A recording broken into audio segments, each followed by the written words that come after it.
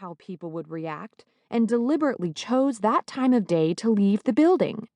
If you mean I deliberately chose lunchtime to take a client to lunch and deliberately decided to walk through the lobby on the way out of the building, then you're right. That's exactly what I did.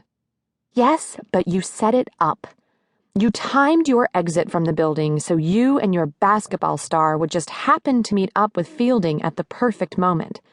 A moment designed to get you an invitation to the executive level for lunch. His eyes widened. Is that what I did? Engineered lunch for myself in the executive dining room with our CEO? Whoa, that was genius. He paused, his eyes moving beyond her for a moment. You might want to close the door, by the way. We're starting to attract an audience. Madeline whirled around and saw one of the copywriters walking ever so slowly by in the corridor. She pinned him with a frosty glare, then shut the door. She turned back to Zach. Now, you were saying? I wasn't, actually, but look. The meeting with Sweeney ran a lot longer than expected, okay? He insists on providing his own creative input, and his agent and I managed to work out an arrangement that keeps us all happy, especially Sweeney.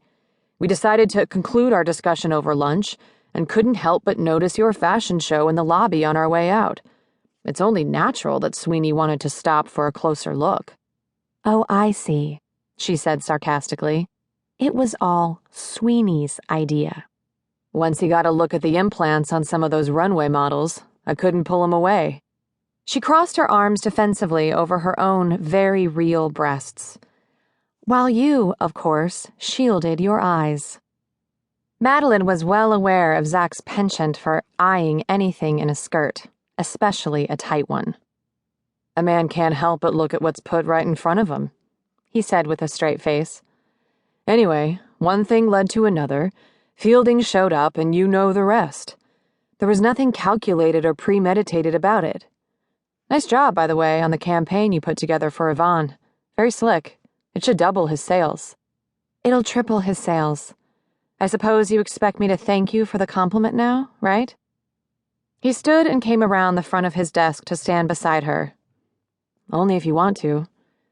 I'm not always the villain you make me out to be. The comment was honestly meant. Sunlight streamed in through a modest side window, highlighting the strong lines of his jaw and the beginnings of a 5 o'clock shadow.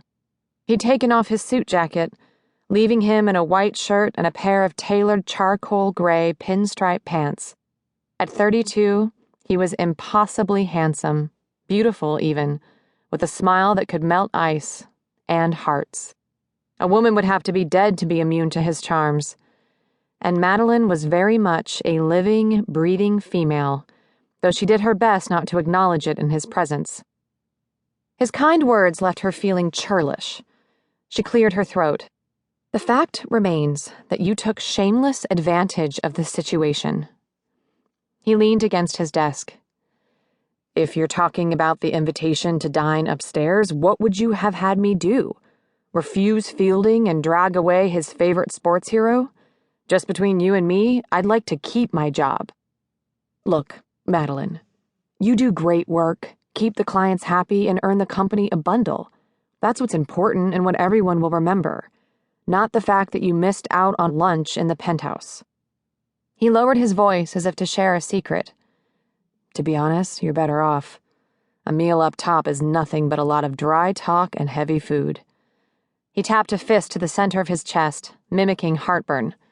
A little of that French stuff goes a long way. Maybe so, but I deserved the chance to decide that for myself. I was entitled to that invitation. Today was supposed to be my day, not yours. Why was it lately that he was the one receiving all the accolades? You're right, Zach agreed. You were entitled. And likely you would have received it if Larry Rowland didn't turn into a quivering puddle every time one of the top brass looks at him for more than 2 seconds in a row. But that's bosses for you.